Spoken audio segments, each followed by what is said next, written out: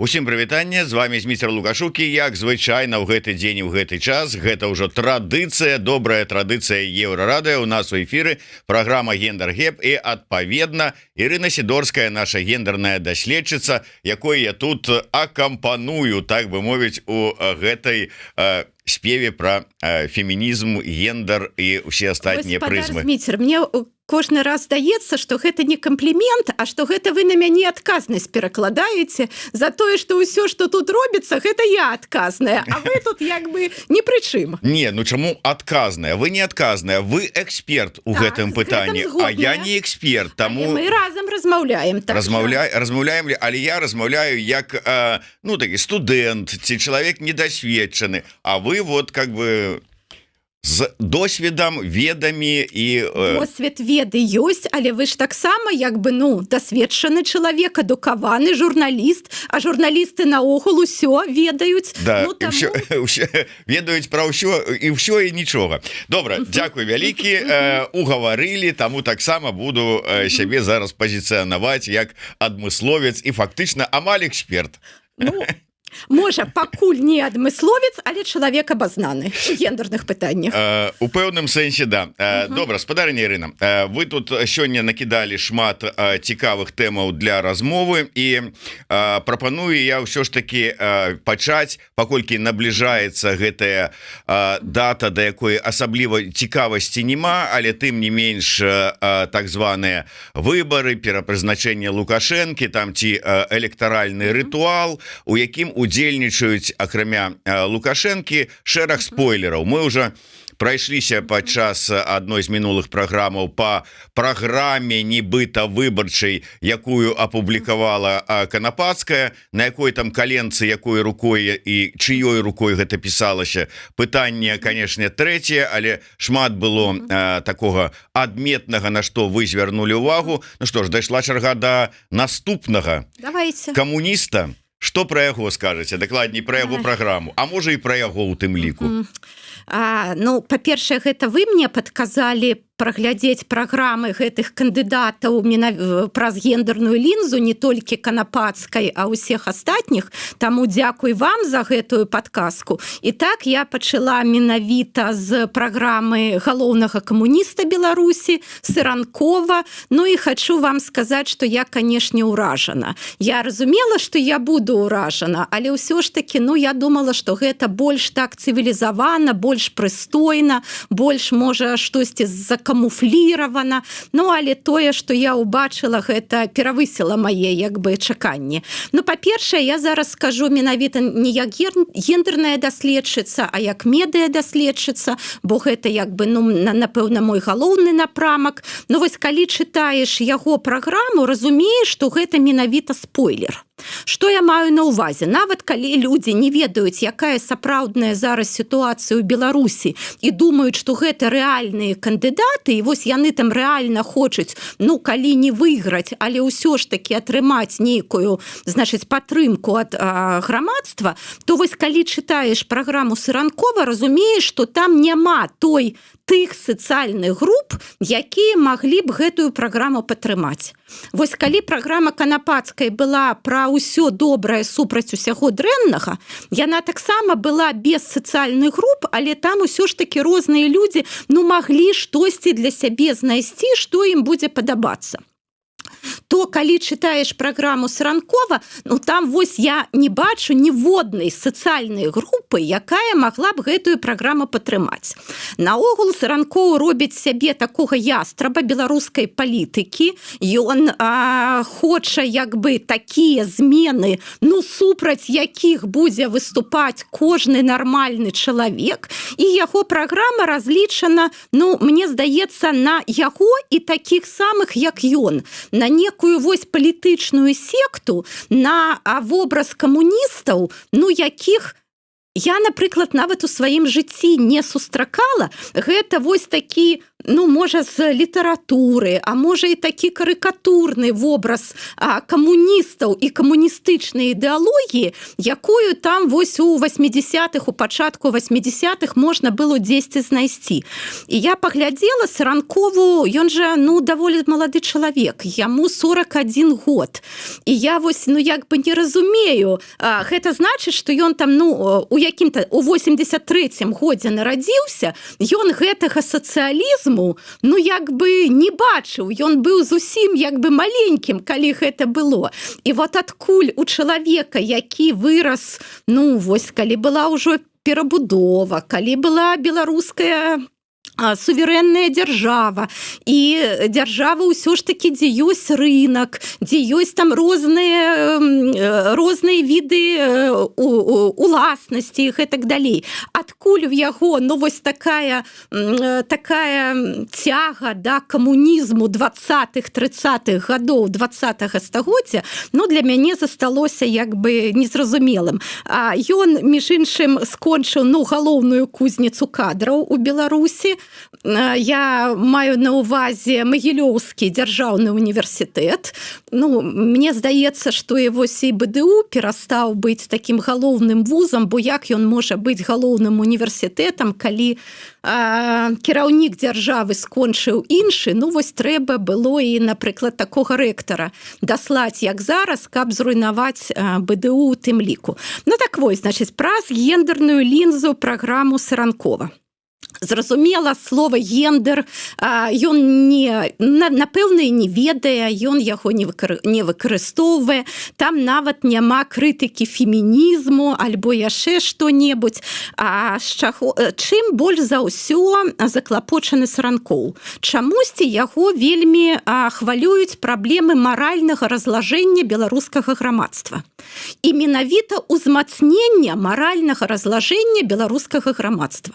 Вось гэтая фраза, я вось нават яе вывучыла, менавіта ўзмацнення маральнага разлажэння беларускага грамадства, гэта тое, што вось некалькі разоў у яго там у розных кантэкстах паўтараецца.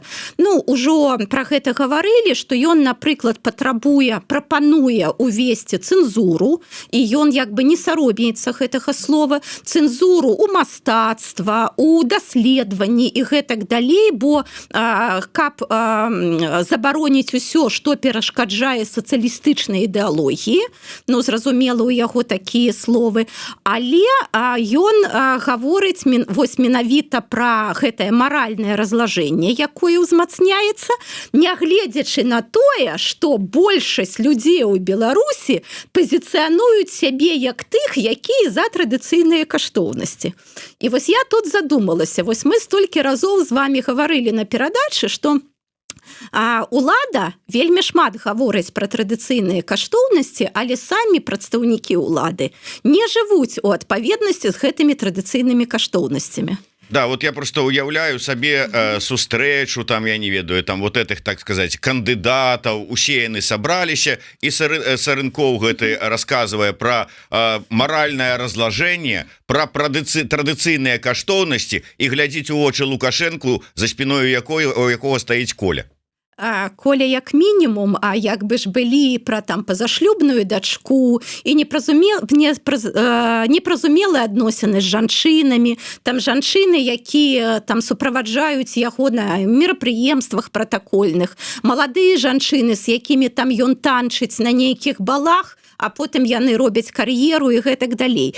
Ну, і навогул мне хочацца спытаць, а як гэта ўзмацняецца маральнае разлажэнне, калі вось Александр Григорович 30 гадоў кіруе нашай краінай? Ён як бы, ну, вельмі ж добра кіруе, ён, ну, як бы павінен быў усё гэтае маральнае разлажэнне даўно як бы скончыць. Вынішчыць, безумоўна. Ну, Александр Григорович, выбачайце, колькі гадоў кажа пра тое, што ён з карупцыяй змагае, про тое, што ён там розныя каштоўнасці прасоввае, $500 абяцаў. Я ўжо не кажу про шматлікія выпадкі про тое, што ён казаў, што хутка я вам всю праўду раскажу, вот про гэта і про гэта. Будет очень интересно. І з 94-го года так нічога і не расказаў з абяцанага.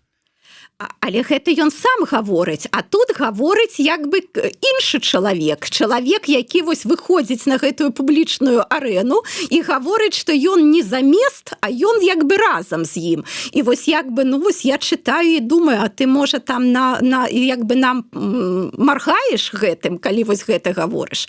Ну вось пра гэта маральнае разлажэнне вельмі шмат. Цыранкоў, значыць, прапаноўвае весці гэты кодекс будаўніка камунізму, як вось і ён гаворыць пра тое, што гэта якраз і ёсць традыцыйныя каштоўнасці.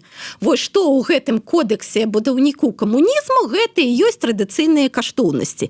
І значыць, беларускія людзі павінны жыць згодна з гэтым кодексам. На што я тут як бы акцэнтую увагу і што мне здаецца вельмі небяспечным. Ну, напрыклад, вось калі ён гаворыць пра гэта разлажэнне каштоўнасці, пра маральнае разлажэнне, ён увесь час гаворыць, што трэба вось узмацніць як бы гэты маральны клімат у грамадстве, але трэба і прыняць заканадаўчыя меры. Ён пачынае з таго, што трэба зрабіць больш складанай працэдуру разводаў. Таксама вельмі цікава, вось што я так думаю, што спадару Цыранкову не падабаецца беларускі народ, ён увесь час гаворыць, які гэта дрэнны народ. Ну вось, напрыклад, чаму разводаў шмат? Таму, што маральна разлажыліся беларусы і таму, што яны вельмі інфантыльныя. Але акрамя гэтага у беларускай дзяржаве вельмі простая працэдура разводаў, што захацеў і развёўся, а гэта неправільна. Трэба вось гэту ускладаніць гэтую працэдуру, каб гэта было некалькі ступеняў, некалькі этапаў, і вось тады людзі будуць менш развадзіцца. Зразумела, ён гаворыць пра тое, што трэба агранічыць аборты, што значыць абмежаваць аборты, што, ну, як бы зразумела, пакуль ён не можа сказаць, што іх трэба забароніць, але вось абмежаваць гэта дакладна. І звярнула ўвагу на тое, што ён, ну, як бы выказвае вельмі такія небяспечныя ідэі пра тое, што, значыць, трэба ўвесці крымінальную адказнасць за прапаганду і практыку ЛГБТ. Ну, давайте з першую частку за прапаганду ЛГБТ. Ну, ніякай прапаганды ЛГБТ у беларускай інфармацыйнай прасторы не існуе. Мы некалькі разоў на гэтую тэму гаварылі, і наогул, вось калі правесці даследаванне, хто гаворыць пра ЛГБТ, мне здаецца, толькі староннікі традыцыйных каштоўнасцей у сэнсе, што ЛГБТ трэба забараніць. Вось мне здаецца, у іх нейкая такая навязчывая ідэя на гэтую тэму, бо, ну, зразумела, самі квір-людзі, у іх, ну, зусім няма голасу зараз у публічнай прасторы. Ну, яны не маюць такой магчымасці. Гэта першае. Па-другое, нават калі б яны штосьці і хацелі, ну, сексуальная ідэнтычнасць, сексуальныя перавагі – это не тое, што можна прапагандаваць. Нельга з гомасексуальнага чалавека зрабіць гетэрасексуальнага, нельга з гетэрасексуальнага зрабіць гомасексуальнага. Ніякая прапаганда тут не дапаможа.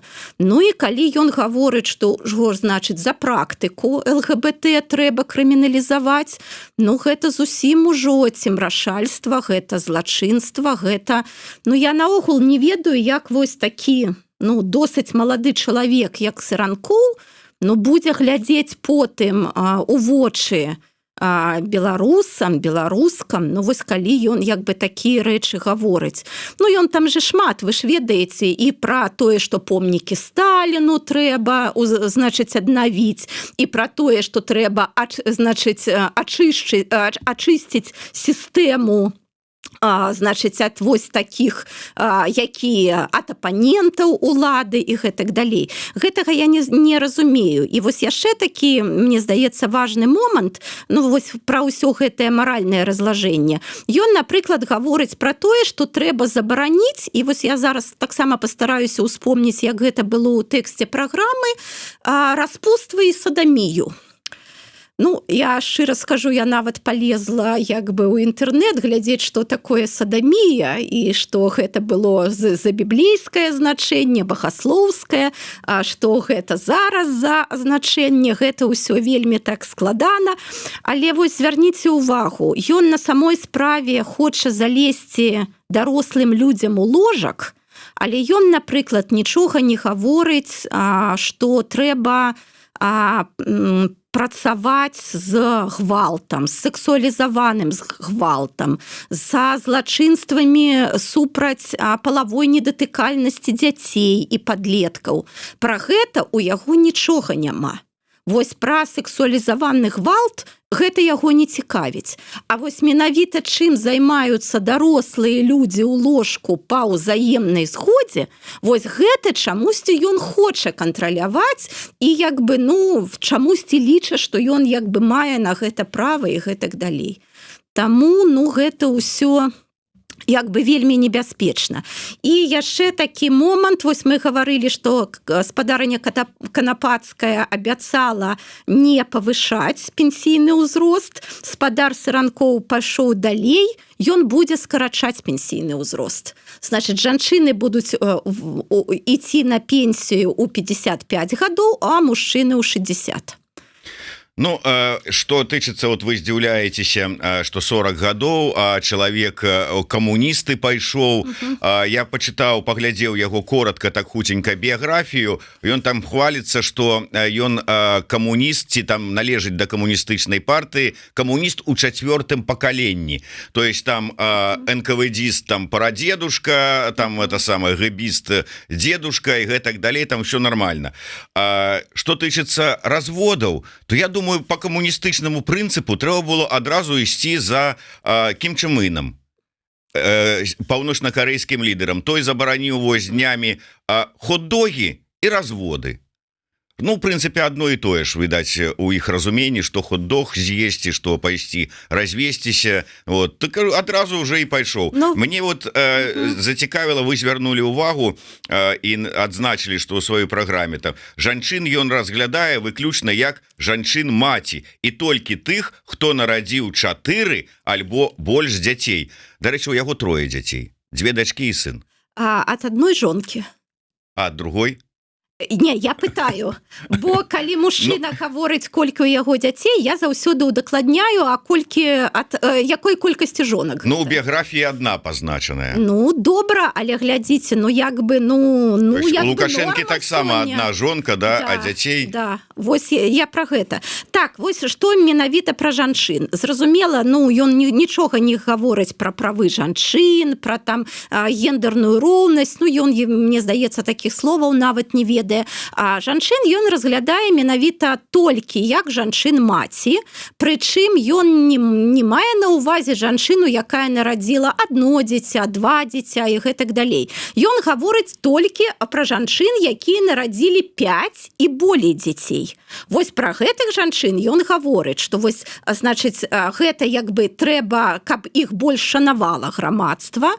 Значыць, што гэта вось праца такіх маці, гэта яна патрабуе заработнай платы. Глядзіце, як цікава. Вось зараз ёсць гэтае паняцце мацярынскага капіталу. І яно ёсць у Беларусі, ёсць і ў Расіі, і нават, ну, яно так нядрэнна працуе. Але Саранкоў жа, як бы камуніст, ён не можа разважаць паняткамі капіталу, нават мацярынскага. Таму ён прапаноўвае аплачваць труд тых мацярэй, якія маюць, але толькі 5 і болей дзяцей. Ну, як бы вось так. Ну, і такія вельмі ў яго, ну, яго ўсё такое, мала таго, што гэта вельмі такія спецыфічныя і экзатычныя прапановы. Яны абсалютна не жыццяздольныя. Ну, вось, напрыклад, ён гаворыць, што трэба, каб дзяржава дапамагла шматдзетным бацькам рабіць кар'еру. І вось я так думаю, а як гэта магчыма? Вось як дзяржава можа, ну, як бы дапамагчы? Гэта як бы добра. Вось, мне здаецца, не з вамі, з Паўлам мы некалькі разоў таму абмяркоўвалі, быў зварот жанчыны Вось калі Лукашенко ў чарговы раз сказаў, што не павінна быць туніяцаў, і вось да яго звярнулася маладая жанчына, шматдзетная маці, якая ўжо там паўгады не можа уладкавацца на працу, бо кожны раз яе пытаюць, а вось хто будзе з вашымі дзецьмі, а што будзе, калі дзеці будуць хварэць і гэтак далей. Вось быў прыклад звычайнай жанчыны, якая не тое, што кар'еру не можа зрабіць, шматдзетная маці, а якая уладкавацца на працу не можа. Ну так як вось гэта можа прыгожа вось на значыць паперы выглядае, што каб яны рабілі кар'еру, але як гэта рэальна зрабіць? Ну вось таму я яшчэ раз гавару, што вось прачытаўшы гэтую праграму, там не толькі няма рэальных праблемаў, з якімі сутыкаюцца беларускія беларусы, гэта наогул такая праграма, ну вось дакладна нерэалізуемая, дакладна для секты, ну і праграма, якая дакладна паказвае, што чалавек, які з ёй ідзе, не прэтэндуе на ніякую грамадскую падтрымку і дакладна з'яўляецца спойлерам. Вось чаго пачалі, тым і закончылі. Ну, давайте, завершаючы гэтую тэму, я вам, маё меркаванне такое, што калі там складалі спіс спойлераў, то абіралі каб як мага шырэйшы спектр узяць і нібыта так закрануць. І калі паглядзець, то вось гэтыя размовы там пра традыцыйныя каштоўнасці, скрэпы, вось гэта ЛГБТ, якое стаіць на мяжы з Беларусю і толькі і чакае моманту, каб усіх уцягнуць у свае ЛГБТ сутарэнні і гэтак далей, зрабіць з усіх вот квір людзьмі беларусаў. Вот гэта ж прапаганда працуе, ёсць тыя, хто гэтаму верыць. Я ўжо не кажу пра Расію, дзе там усе толькі бегаюць і азіраюцца, што там да яго ззаду ЛГБТ падкрадваецца якое-нибудь. Вот яны на гэта і падабралі сабе чалавека, які будзе на гэтую публіку, на гэтую аўдыторыю нешта таксама трансляваць, у той же час транслюючы, што ён-то падтрымлівае Лукашэнкі, што мы не канкурэнты, мы ідзем, каб умацаваць яго. Вот яго словы. Ну так вось я з гэтага і пачала, што як быццам, да, не вместо, а вместе. Там же быў вось такі менавіта, але ну ён же гаворыць пра ўзмацненне маральнага разлажэння за 30 гадоў. Ну, тут же як Лукашенко сказаў, надо быть там вот крепкая семья, все такое. На меня не глядите. С меня пример не берите. Поэтому и тут. Это другое. Так что... Нет, гаспадар Зміцер, вось мне гэта складана зразумець, і вось я яшчэ раз гавару, Саранкову 41 год. Вось вы зараз сказалі, што яго 3 дзяцей. Но як ён будзе, ну, потым глядзець у вочы грамадству і ў вочы сваім дзецям, калі яны будуць яго пытаць, а вось, тата, на што ты гэта ўсё гаварыў, на што ты ганьбіўся? Ну, ведаеце, як это, можа быць, не дзіўна падасца, а у такіх класічных камуністах сапраўды сярод іх шмат маладых людзей, той же самы Пётр Пятроўскі, якія камунізма ў сваім жыцці сапраўднага не нюхалі, у чарзе за калбасой по 2,20 не стаялі, мороженое по 20 копеек не пробовали, і это самае, і ўсяго астатняга не спрабавалі. Але вот такія уяўленні пра сацыяльную справядлівасць дастаткова, каб прадэманстраваць узровень іх уяўлення, што гэта такое. Неяк Пятроўскі выклаў у сябе на раство, выклаў у сябе малюнак, там значыцца Ісус Христос стаіць са сцягам камуністычным. Вот, на фоне у яго там Кремль, колоны вайсковыя ідуць і кажуць, Ісус заўсёды быў за сацыяльную роўнасць і справядлівасць. Вот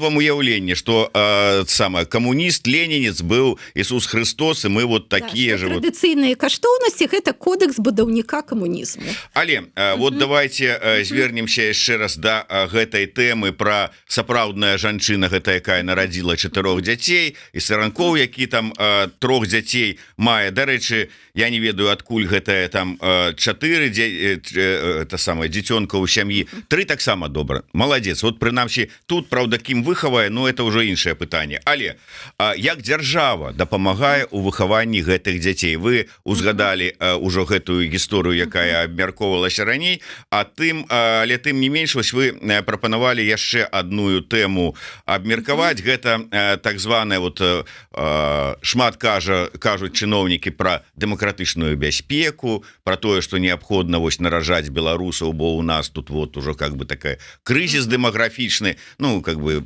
рэпрэсіі ж тут не пры чым, і шмат беларусаў, якія сем'ямі з дзецьмі выехала. Колькі там было сказана, 108 тысяч беларускіх дзяцей, здаецца, толькі ў Польшчы афіцыйна вучаць, ну правда ўсе вучацца, але тым не менш. Вось шматдзетная маці, якая звярнулася да Лукашэнкі за дапамогай, з забеспячэннем няні і вырашэннем жыллёвага пытання.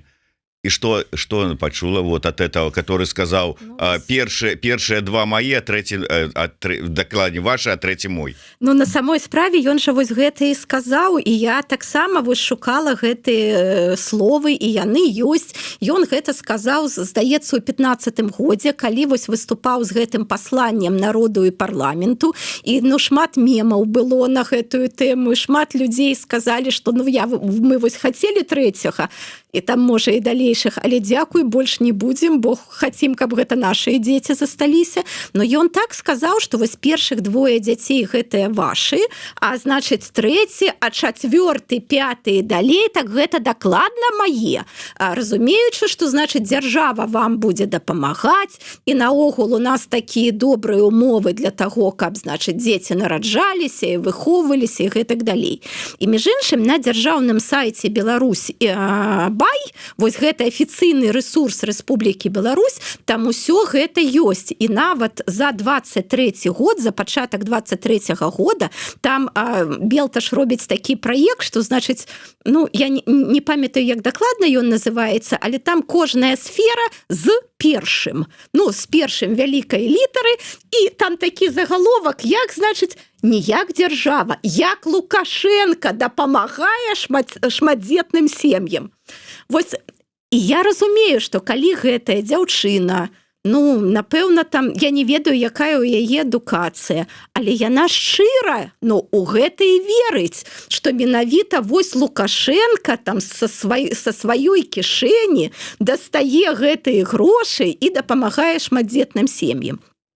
І гэта таксама, ну, вось паказчык, напэўна, і нейкай палітычнай культуры, якая ёсць у грамадства, і вось неразуменне, ну, зусім простых рэчаў, што гэта вось не са сваёй кішэні Лукашенко плаціць шматдзетным сем'ям, плаціць там за нейкія дапамогі альбо пенсіі, што ўсё гэта робіцца на народныя грошы, на грошы падаткаплацельшчыкаў, і што гэтыя грошы пераразмяркоўваюцца, каб менавіта, ну, тым ліку дапамагчы і маладым сем'ям, шматдзетным сем'ям. І тое, што вось у гэтай маладой жанчыны, у якой зараз 5 дзяцей, і яна атрымлівае грашовую дапамогу на іх, ну, з майго пункту гледжання, гэта нармальна, гэта добра, што як бы яна атрымлівае гэтую дапамогу. І так і павінна быць менавіта ў дзяржаве, для якой, ну, праблема нараджальнасці, праблема чалавечага рэсурсу, яна стаіць як бы вельмі актуальная гэта праблема. Але я таксама пачытала, і што як бы людзі гавораць гэтай дзяўчыне. Ну і так, на жаль, шмат вось такіх разважанняў, што трэба было раней думаць, а для чаго ты нараджала, калі зараз у цябе складанасці, а вось, значыць, чаму ты перавешваеш свае праблемы на іншых і гэтак далей. Ну вось як бы, ну вось атмасфера, як на самой справе ставіцца грамадства да шматдзетных сем'яў, і гэта, безумоўна, праблема, і з гэтым працаваць трэба.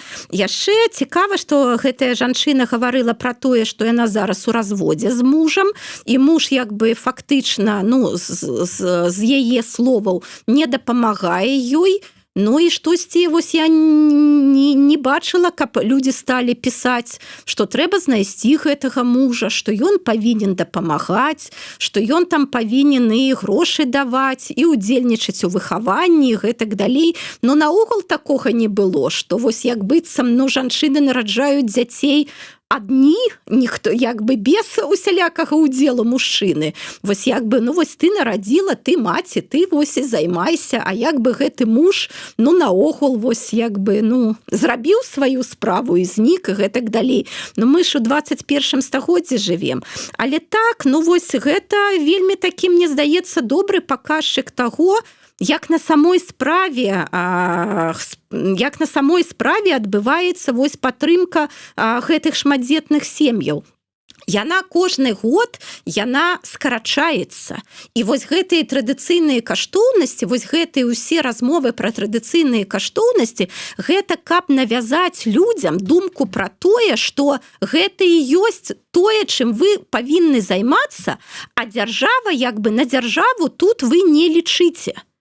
Як бы, ну вось для чаго гэта ўсё робіцца, каб людзі як бы, ну, як бы будуць слухаць гэта і думаць, а можа гэта на самой справе наша там прадназначэнне, мы павінны гэта рабіць, а калі дзяржава там, ну вось 100 рублёў дасць, так гэта ўжо вельмі добра, гэта мы ўжо вельмі як бы так павінны быць удзячнай дзяржаве. Гэта ўсё вось менавіта такая палітыка, вось гэта скарачэнне ўсіх сацыяльных абавязкаў дзяржавы перад людзьмі. І ўсё робіцца для таго, каб перакласці ўвесь цяжар адказнасці, у тым ліку за нараджэнне, за выхаванне дзяцей на сем'і. Але ў Беларусі такія ўмовы, што, ну, звычайная сям'я не можа дазволіць сябе быць шматдзетнай, калі яна не будзе разлічваць на дапамогу альбо дзяржавы, альбо грамадства. Так, давайте яшчэ одну тэму закранем.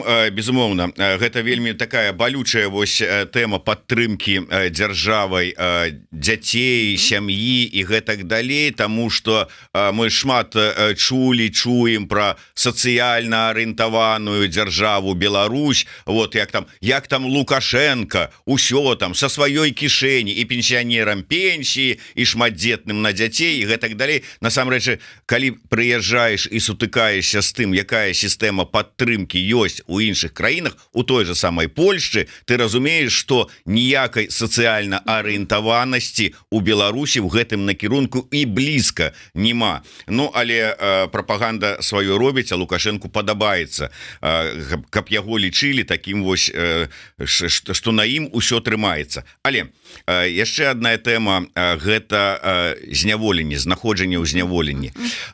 Не один раз мы чулі, і я ні ў якім разе тут не хочу ставіць пад сумнев альбо, там, скажем, зніжаць гэтую сапраўды. Жанчыне у зняволенні у лукашэнкаўскіх турмах гэта значна іх тэрміны пераносіць складаней, чым мужчынам, хаця б з пункту гледжання фізіялогію. Мы ведаем, як здзекуюцца жанчын, калі не даюць магчымасці там прокладки там і ўсіх астатніх, вот тое, што жанчыне трэба просто па жаночых справах. Я быў перад Новым годам на вот закрыцці сезона і апошні паказ у папярэднім сезоне спектакля па творах Максима Знака «Закамерон», дзе вот потрапілі два чалавека, муж і жонка, у турму, і яны как бы рассказывали про не «Закамерон», это інший был спектакль, это был спектакль по Юлии Тимофеевой творам, и рассказывали, як яны перажываюць это зняволенне адзін і другі. Сапраўды гэта так і ёсць. Але ёсць і ў мужчын выпадку сітуацыі, калі яны нават у параўнанні з іншымі мужчынамі адчуваюць і это зняволенне праходзіць у значна горшай умовах, сітуацыі, стаўленні і гэтак далей. Я зараз кажу пра тыя аповеды, тыя інтэрв'ю, які даваў блогер Вадзімаці. гісторыя ўжо такая гучная, нашумелая, паўсюль абмеркаваная, але вось што вы можаце з гэтай нагоды сказаць, як пракаментаваць сітуацыю? Ну, я думаю, што тут зашмат абмеркаванняў не будзе, бо згодная з вами, гэта вельмі такая складаная і балючая тэма. І так, наша ж перадача, яна ж не толькі пра жанчын. У нас жа перадача менавіта пра гендер, а гендер ёсць і ў жанчын, і ў мужчын. І я згодная з вами, што ў мужчын у турме, у лукашэнкаўскай турме свае выпрабаванні.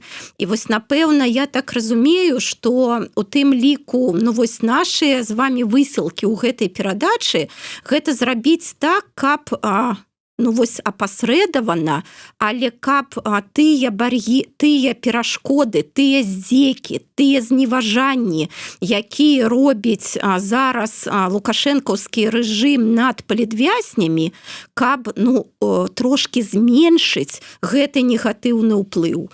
Бо, ну так, вось блогер Вадзімаці расказваў, што такое быць у турме з гэтым нізкім сацыяльным статусам. І гэта, ну, такая вельмі дрэнная, вельмі такая парочная практыка, якую ну, мы не павінны пераносіць у грамадства, якую мы павінны, на маю думку, асэнсаваць і як бы ну, змагацца з такой практыкай. Вось глядзіце, я таксама зараз гавару як даследчыца, як медыэкспертка, як даследчыца прапаганды. На самой справе прапаганда ж яна нічога сама не прыдумляе, яна не здольная на нейкі крэатыў і гэтак далей. Але яна бярэ нейкія нашы трыгеры, нейкія нашыя забабоны, нейкія нашы міфы, стэрэатыпы і пачынае на іх вось так паразітыраваць. І вось, напрыклад, вось гэтая гамафобія, якая ёсць у беларускага грамадства і менавіта ёсць перш за ўсё у беларускіх мужчын, і вось рэжым, прапаганда, яны пачынаюць эксплуатаваць гэтую гамафобію. І сітуацыю вось менавіта гавораць палітвязням мужчынам, што альбо мы скажам, што ты гомасексуаліст, правільна гаворыць гомасексуал, але я зараз ну, гавару так, як гэта робіць рэжым. Альбо мы, значыць, дадзім доказы, што вось як бы ты такі. І, значыць, калі ты гэтага не хочаш, ты павінен рабіць вось тое, што мы гаворым. І вось з таго, што я як бы таксама чытаю, бачу, чую, я разумею, што гэта вельмі вялікае выпрабаванне для мужчын. І шмат хто з мужчын, ну, напэўна, згаджаецца на такія умовы, толькі каб пра яго не падумалі, што вось ён менавіта адносіцца да квір-супольнасці і вось што ў яго будзе гэты нізкі статус. Вось таксама мне было вельмі балюча пра гэта чытаць, і нават калі вось Вадзімаці гаворыў пра тое, як ён сустракаўся з Эдуардам Бабарыкам, але ён не гаварыў з Эдуардам, каб не падставіць яго, бо, значыць, ну там типа законы, паняцці такія, што калі вось чалавек з нізкім статусам будзе размаўляць са звычайным чалавекам, то такі гэты звычайны таксама пераходзіць у нізкі статус. І вось ён таму, значыць, вось абыходзіў Эдуарда Бабарыку, каб яго не падстаўляць. Хаця, зразумела, ну, усялякая падтрымка была б яму як бы вельмі неабходна. І таму вось мне здаецца, што мы павінны з вами вось на гэтай перадачы гаварыць пра тое, што гамафобія гэта, ну, гэта дрэнна, гэта стыгма, гэта міф, гэта стэрэатып, што беларуская дзяржава, прапаганда, рэжым карыстаюцца тым, што у беларускім грамадстве ёсць гэтыя гамафобныя настроі. І ў тым ліку гэтым вельмі порцяць жыццё і палітзняволеным, і іншым людзям. І нам трэба пра гэта ведаць. І вось каб не быць уразлівымі да гэта, а каб наадварот быць такімі, ну, больш устойлівымі. І тут я яшчэ, напэўна, скажу менавіта пра патрыархат, вось супраць якога я выступаю. Бо менавіта ж гэта, глядзіце, гэта ж нельга назваць гендернай дыскрымінацыяй, гэта же не жанчыны дыскрымінуюць мужчын гомасексуалаў. Гэта адны мужчыны дыскрымінуюць іншых мужчын. І вось патрыархат, ён пабудаваны так, што вельмі такое, што працуюць адны іерархіі, што вось наверсе там Лукашенко, у данным выпадку Лукашенко са сваёй камандай, потым ідуць звычайныя людзі, звычайныя мужчыны, а недзе вось у самым нізе тыя мужчыны, якія як быццам і не зусім мужчыны. Ну, напрыклад, квір-мужчыны і гэтак далей. А ўжо у самым нізе ідуць жанчыны, ідуць дзеці і гэтак далей. Вось я тут хочу прывесці прыклад, ён як бы на першы погляд далёкі ад таго, што мы гаварылі, але для мяне ён вельмі такі натуральны. Вось зараз ідуць гэтыя разборкі Трампа пра тое, што ён там хоча Грэнландыю, Панамскі канал, што хоча, значыць, гэту Канаду, да. И что Маск написал что Маск написал Джастину Трюдо в сети, в своей сети. Ён написал: «Дзяўчынка, ты зараз ужо не губернатор Канады, таму маўчы». І вось я звярну увагу менавіта на першае слово. Ён назваў яго дзяўчынкай. Ну вось здаецца, ну дзяўчынка, гэта як бы, ну не зневажальна, гэта, ну як бы... Але калі мужчыну, адзін мужчына называе другога мужчыну дзяўчынкай, ну зразумела, ён як бы хоча яго прынізіць, ён хоча паздзекавацца з яго і гэтак далей. Гэта, канешне, паказвае, які Маск, які Трамп, ну я пра гэта шмат гаварыла, але вось звярніце ўвагу менавіта на гэтую сістэму, якую выстраіў патрыархат, дзе ёсць вось гэтыя іерархіі. Но мне здаецца, мне б не хацелася, каб у Новай Беларусі гэтая сістэма заставалася. І вось мы у мінулым годзе шмат гаварылі, напрыклад, пра публічныя камін-ауты вядомых персон, вядомых спартоўцаў, не толькі, але, ну, напэўна, недастаткова гаварылі, і, напэўна, трэба яшчэ раз гаварыць. І вось гэтыя гамафобныя практыкі з, ну, дэмакратычнай Беларусі, гэта, напэўна, іх як бы і зганяць. Ну, безумоўна, трэба ізганяць. Іншая справа, наколькі атрымаецца ізгнаць такія вось гамафобныя практыкі з найперш з тых саўдзельнікаў рэжыму, вот якія на такім вот пад уплывам прапаганды, ідэалагічнай апрацоўкі і псіхалагічнай, гэта тыя ж самыя сілавікі, тыя ж самыя супрацоўнікі так званай пенітэнцыярнай сістэмы лукашэнкаўскай, якія перакананыя, што супраць Лукашэнкі могуць быць толькі тыя, каго там купіў захад, праплачаныя толькі за грошы, што ЛГБТ гэта галоўная пагроза, а не аўтарытарызм з таталітарызмам і рэпрэсіі, то асабліва адсюль нам як вот это давесці гэтым людзям, замбаваным ужо сваімі ідэалагічнымі супрацоўнікамі, псіхалагічна апрацаваныя. Я згодная з тым, што гэтая праблема, пра што вы гаворыце, але ўсё ж такі мы за іх не адказваем. Я спадзяюся, яны будуць адказваць перад законам, хай там праз некаторы час за тое, што яны рабілі. Але мне здаецца, што мы больш адказныя за настроі грамадства, за тое, каб мы самі вось на гэтыя, як бы на гэтыя трыггеры, на гэтыя кручкі, каб мы былі ўстойлівыя для гэтага, каб мы прыкладна гаварылі: ну, гэты чалавек гей, ну і што з таго? Ну, які нізкі сацыяльны статус? Гэта я наогул не ведаю, што гэта такое, і для мяне гэта як бы не важна, і для мяне не важна, які гэта там чалавек, у яго гетера альбо гомаарыентацыя, гэта ўсё не важна, важна, які ён чалавек. І калі вось мы будзем устойлівыя для гэтага, ну так і прапаганда не будзе для нас такая шкодная. Дзякуй вялікі. На жаль, трэба завяршаць нашу размову. Тым не менш, ну, па-першае, я хацеў бы тут звярнуцца да ўсіх. Ведаеце, вы бачыце, што у нас у чаце, у каментарах ёсць абсалютна розныя людзі, і тыя, якія там, скажем, супраць гендернай роўнасці, калі мы кажам пра нашу праграму, і тыя, хто на іншых, там, скажем, каштоўнасцях, там, ідэалагічных стаіць. Мы абсалютна как бы спакойна да гэтага ставімся, читаем каментары, мы можем не сыходзіцца ў меркаваннях, але людзі розныя, і таму мы ставімся да гэтага спакойна, тым больш свабода слова. То есть ёсць вот і ідэалагічныя апаненты, ёсць і боты, ёсць і тролі. Адзінае, што я не цярплю, і звярнуся да нашага СММшчыка, я не цярплю ідыётаў.